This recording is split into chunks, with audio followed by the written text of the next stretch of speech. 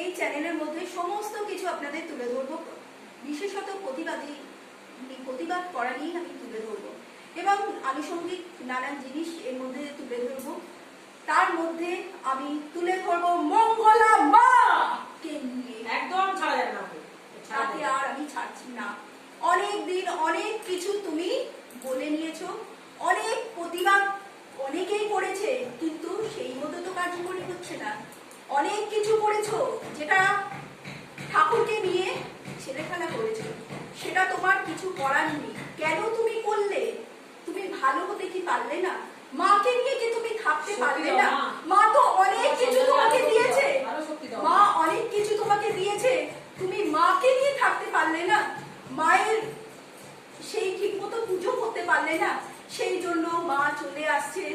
স্বয়ং মা নিজে বলেছে শিবশ্যামা মায়ের কাছে আমাকে রাখতে। তার মানে শিবশ্যামা মা একদিকে থাকবে কৃষ্ণ কালী মা, দুজনকে রাখতে হবে শ্যামা মাকে।